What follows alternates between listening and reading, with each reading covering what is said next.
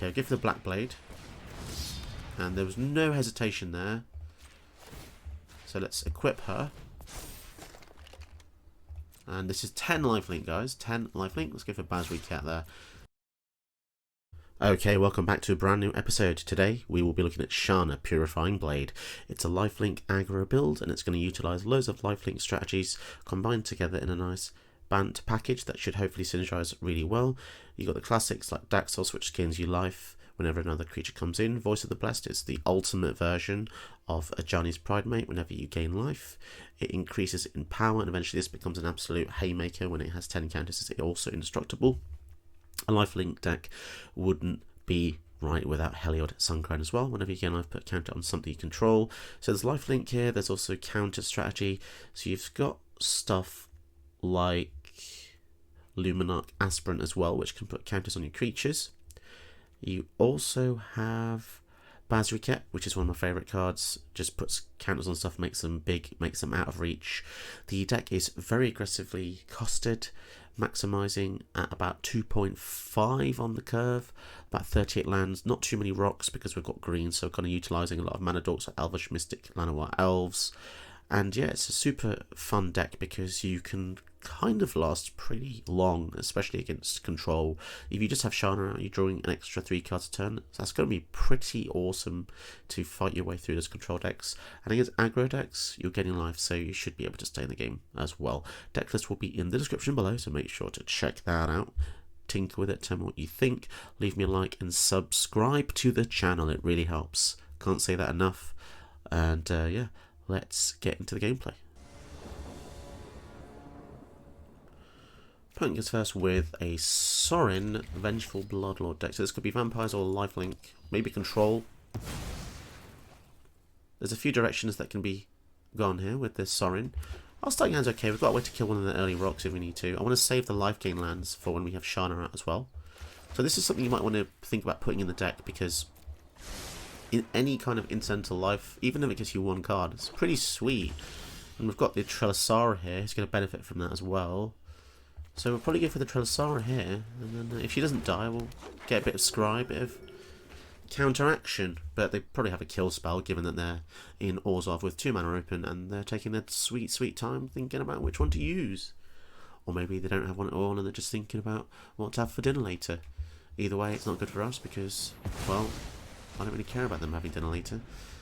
And so yeah, they use the swords. Angel of Vitality. So if we go for Loyal Warhound, we get an extra land. It's pretty sweet, actually. I do like that. Land is good. And that does mean we can go for the green source here and leave up the Blossoming Defense, which could be handy as well.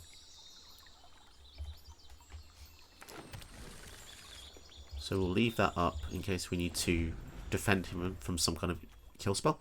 And that's a 4/4 because I have 24 more life. Okay. You should fear those born. So they looked at Low Warhound because a lot of people make the mistake that Sorin can attack or deal damage to creatures, but it cannot, in fact.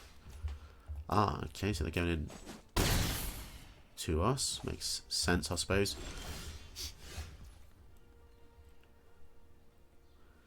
So I guess we just go into the Sorin.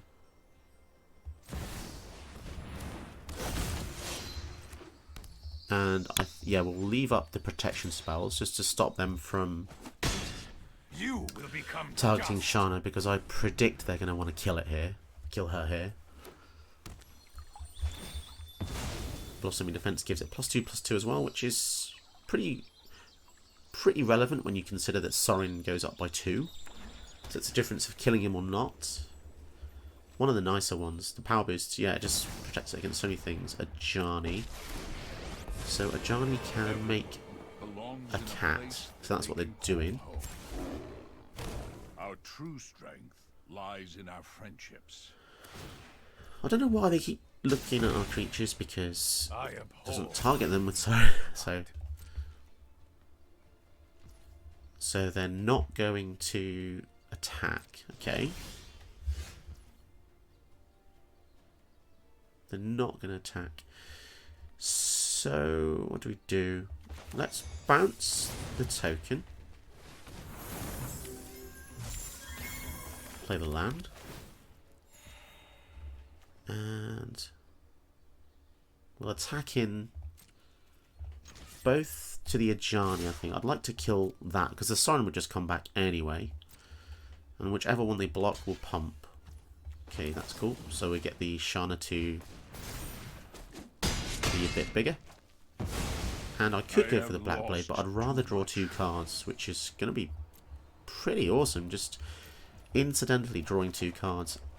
Oh, Extraction Specialist. That's decent. But sadly, 3, 4, 5. So they get more lands than us. Resurrecting the Loyal Hand would be useful. Because she can't resurrect the Shanna. Because she's too big. She's not a kid. I saw a funny meme with the involving Extraction Specialist saying anything with 2 powerless is considered a kid. And there are just some really funny things like robots and stuff. Oh, Sarah Paragon. So we can recast something from our graveyard once per turn. Okay.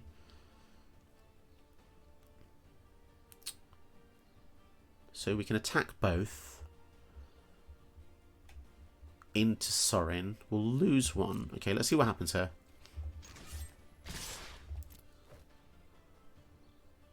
They're probably like, oh damn, they keep attacking our Planeswalkers. Yep. Okay, so we're going to let her die. But do they have a way to kill the Warhound, I wonder? Maybe. Looks like they do. Faithful Absence. Okay. That is a shame, but it does reveal their hand. Okay, so we're going to decline Command Zone. And then we get to hold priority after Sarah Paragon's been cast. And then we can cast the Shanna from the graveyard. I don't think they can interact with this. So as long as we do this now, that's good. So we've basically saved ourselves from having to pay 5 for Shanna. That's pretty good. This Sarah Paragon is an incredible card. They probably have another kill spell. Perhaps not. Mortify. Damn, 2 kill spells in 1 turn. That's a real shame. Yeah, it's a good card. Might have to get this in paper.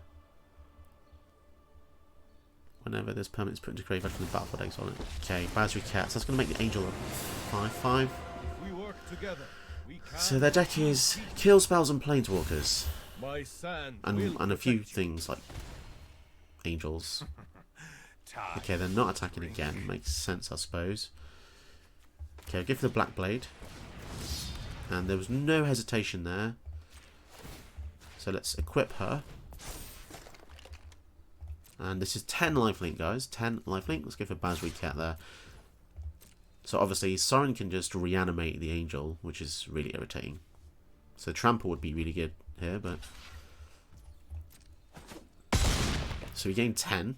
It's kind of ludicrous, gaining 10 life. That's not something you see very often in Magic the Gatherings. Okay, and an Archivist of Ogma. This guy's cool. Lets us draw cards if they tutor, including fetch lands. 2 Planeswalkers. They can reanimate the Angel, which is proving to be a bit of a nuisance because it's buffer for their life as well, and this will never get any weaker because their life's just... Or, you know, just quit the game and we win the game. Sweet. Okay, we're facing Yarok the Desecrated, a Soul-type build looking to put lots of ETBs into play. Starting hand's pretty average. We do have fantastic removal though. Let's go for the tap land here. See, the Patriarch's Humiliation is nice because it can permanently, perpetually, make something lose all of its abilities. Doesn't work so well on commanders because when stuff goes to the command zone now, you can remove any perpetual abilities, which is a shame really, but there you go. Voice of the Blessed, that's definitely going to be on top because once we can start gaining some life and synergizing with this could be tricky for them to get rid of. Although, in this landscape, there is just so much removal, isn't there? Nothing is truly safe, and it's probably for the best because in a game where creatures are ever increasingly more powerful, you kind of need the answers. Just thinking, if we cultivate, we're going to have to put one of the lands back into our hands, so that's not good. We don't really want to cultivate here. What should we do? Maybe give her a Redain. Or we could even get the Shanna out. Let's get the Shanna out, because at least if that dies we can recast it. And they might be drawn into a false sense of security, because if they go for the rock, they might think it's a good blocker, which it is. Trial makes us sack a creature. That's sad. Although, if they flicker that, that would be annoying somehow. It's possible. Incubation Druid. Teferi. It's a real shame about that cultivate not being able to be used. But maybe we just do it anyway. Then we can. Yeah, I think we're just gonna have to do it to get the lands. I think, especially if we. Yeah, so we'll put one into play. Play this.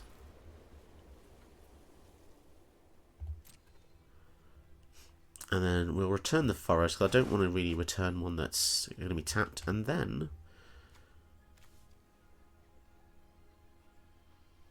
we'll make the Incubation Druid lose all abilities, because it won't be able to tap for mana. So now it's just a 0-2, which is kind of funny. Even if they flicker it, it does literally nothing. Fantastic. It's actually a pretty nice way of getting rid of mana rocks, or mana dorks, should I say. And now they're looking at like, what the hell? So yeah, they're going to discover that even if they flicker this, it will still not have any abilities. Which is pretty funny. Pretty funny because of Perpetual. Lol. Okay, so let's get Teferi out. I feel pretty safe about the Teferi. And I think I'm actually going to try and find some more cards here. Oh, Esper Sentinel, that's pretty good. So we can get that outright here. So clearly the Yarok player hasn't encountered Perpetual. So yeah, we'll have to return the land again. But luckily our curve is very aggressive. Yeah, that's annoying. This is very good against fetch lands. But now we've got those fetch lands out of the way, we might be able to start casting stuff. Okay, Gonti, they're going to steal something twice because of the Thassa. Yeah, that's going to be annoying. They pretty much have a god hand versus us. They've managed to kill our commander, stop us playing extra lands twice, and they can flicker any of their synergy pieces multiple times. So yeah, I mean, I don't really know what more they could really ask for, to be honest.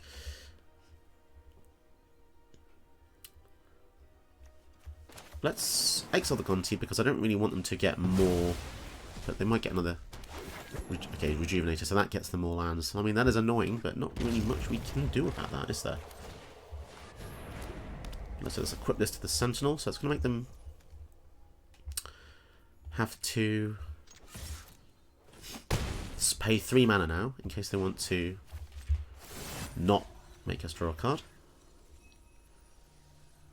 So we might as well tap that. And then we can even go for the Voice of the Blessed here. So, I mean, we're not in a terrible position, but knowing their colours, I know what can happen. They'll probably have a Casualties of War. That normally spells doom.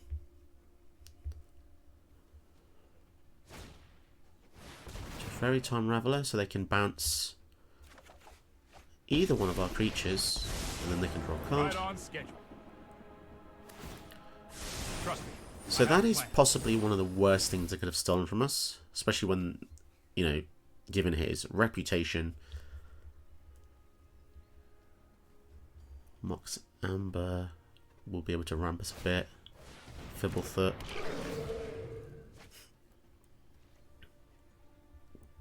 So we are just hanging on by a thread, really, just given how much advantage they've had here.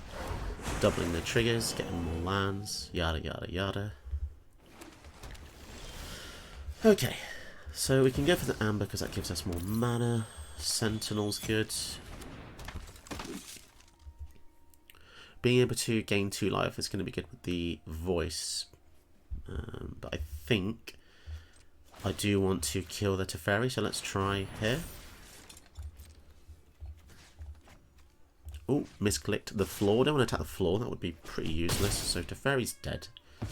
So now we can play instants, but we don't have any anyway. So let's add some mana here.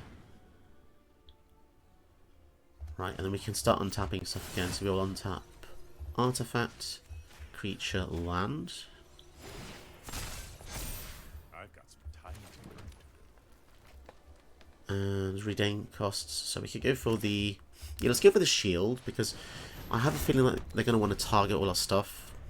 So let's protect our stuff with a Ward 1. Basically everything we have has Ward 1, including ourselves. Rock. So this could get bad, because they're going to get double lands each time with the Rejuvenator. I mean, that's just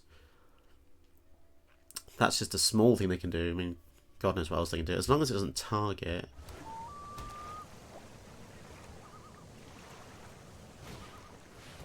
Rishkar times 2. Oh, that's going to tickle. I don't know why they put the counters on the Rejuvenate. I guess they want to flicker the Rishkar, perhaps.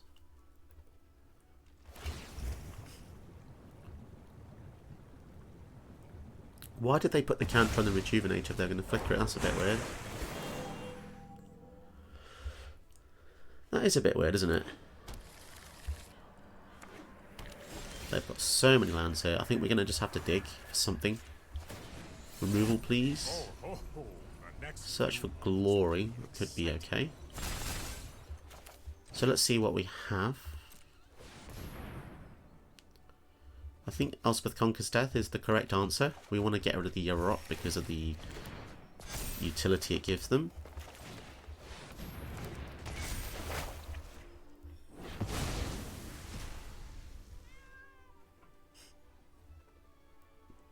So we could hold back, but I think swinging in is going to be more important here. Like, we're probably going to lose the Teferi, to be honest. Although their stuff only deals one damage fewer or 1 damage less, so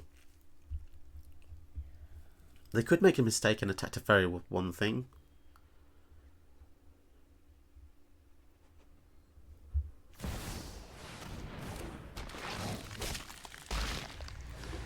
Oh my goodness. So Karuga's going to let them draw. Oh my goodness. That's game changing, that is.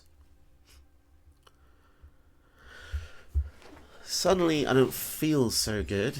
I don't feel so good, Mr. Stark. Yeah, I mean, they've just outpaced us in every way, shape or form.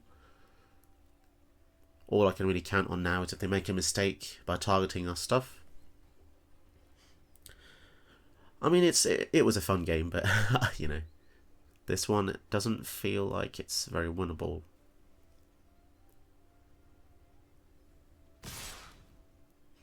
Four things.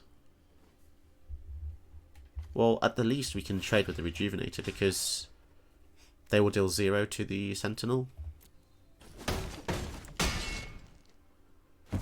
We will meet again. I suppose that does mean we can't... They don't ramp anymore, but if they want to draw, like, all their cards, then they're going to have to discard anyway, so maybe Kuriga's a bad idea. I feel like they're just going to discard down when they have a full grip.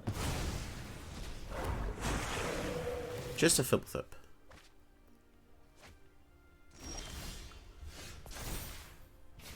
So they've got the Relic Tower. Okay, so they might as well just go for Kuriga then, right? Surely, that's the logic.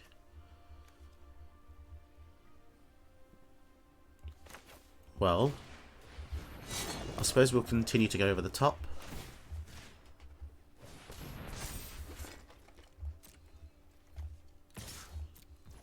I'm sure they'll have a way to disrupt us in the following turn.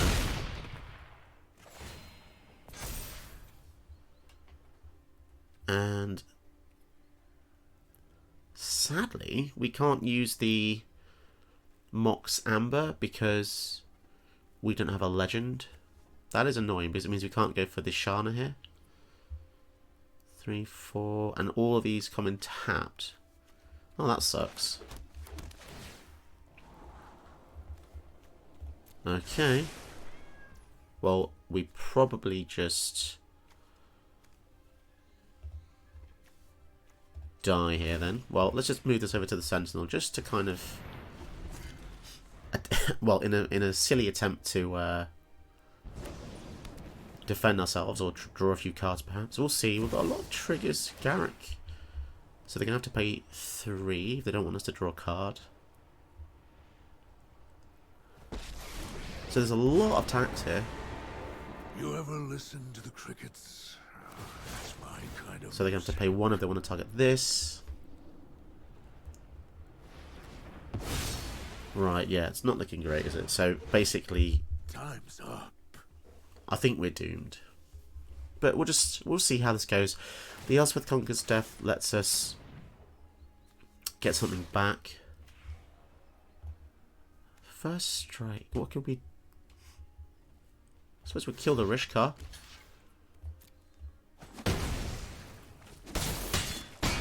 Seems like a pretty crazy attack, but...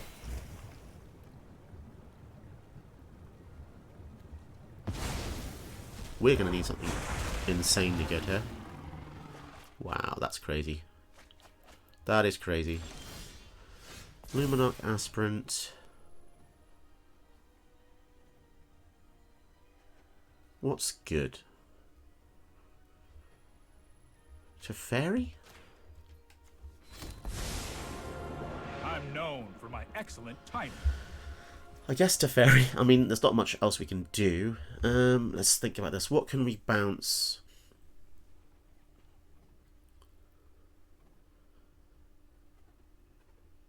I suppose we could draw a card. We want to gain life, don't we? So I think this is flying first strike. Let's bounce something first because we don't know what we're going to draw yet. I guess we can bounce the Yurok because that's the most expensive thing. This might be And it a might bad slow them idea. down a bit. Unless I've got... okay, fine.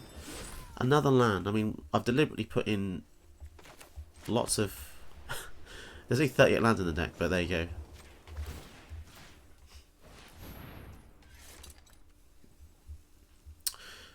Okay, so let's swing in at Garrick.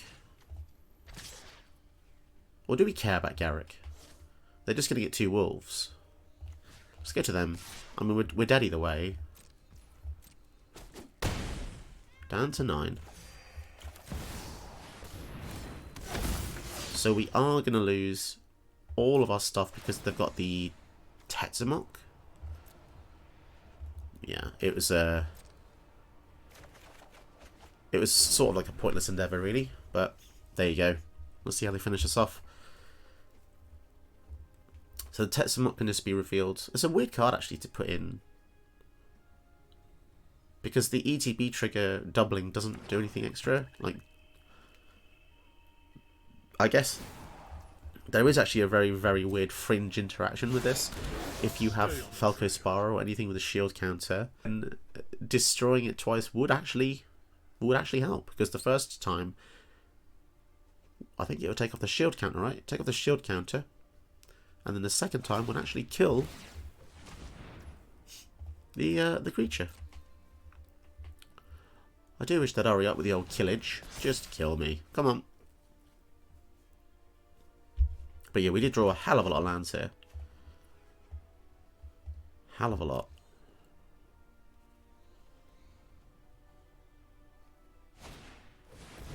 Okay, so the opponent's just going to be an absolute troll. So I think I'm just gonna quit this one because they've essentially got victory. All they need to do is just play the Tetzamok, kill our guys. But okay, Dark Ritual. There is honestly no need for this. And another land.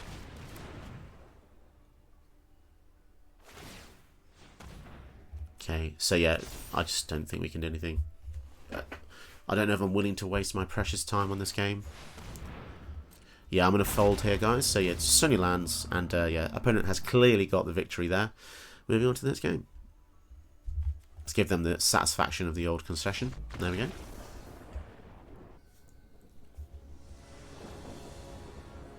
We go first against Turgrid. Starting hand's okay. I like the Sentinel, so we'll keep this. So we have a draw deck versus a discard deck. So let's see if we can actually survive this onslaught of discard effects. As usual, I always like to determine whether they are a good player or a bad player by when they use the discard cards. Early on means they don't get to synergize a Turgrid, but I guess they get to see what's in our hand. Dark Ritual, that's not good, is it? Varagoth, okay, not the worst.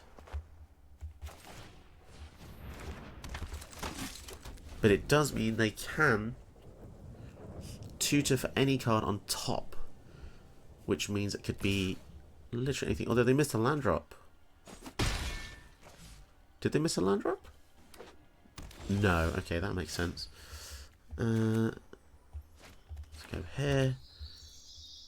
And I think this is time to Skyclave because I really don't want them to Vampiric Tutor. Okay, I'll take that win. Thank you very much. So much for your Dark Ritual. Okay, opponent goes first with Lelia. Lovely little mono-red aggro deck. Starting hand's actually pretty good as long as we can get some creatures out. Things are looking good. So they've got haste. They get bigger when they attack. Yeah, go for the floodplain, which is nice because it means that the fortress comes in untapped next turn. Patriarch's Humiliation could be good because it will remove any abilities from Lelia, which is what we want to see.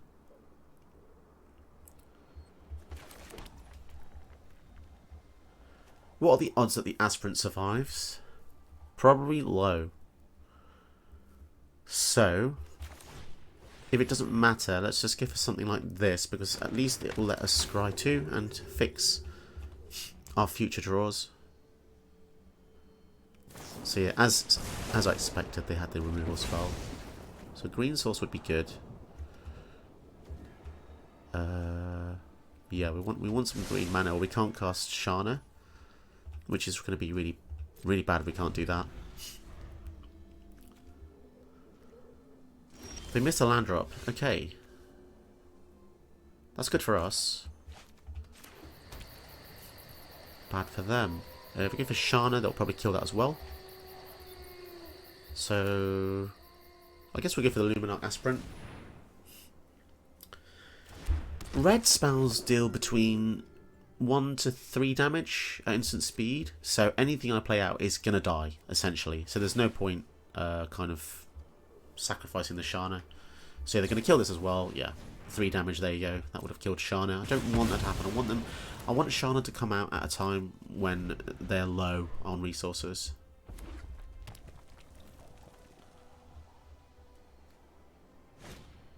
Okay, so let's make it a 2/2. So whenever it attacks, yeah, let's remove the abilities. Now remember, if this dies, goes back to the command zone, then it will lose the perpetual ability it has on it. So we can get something back here. Yeah, let's go Extraction Specialist, and we can return. This is actually a really good play. Oh my goodness. If we give a Charming Prince, we can flicker her and do it again. That's actually pretty crazy. Because, yeah, oh, that means we've got, basically, resurrect our entire graveyard. Awesome. Oh, Brian, don't forget to like and subscribe.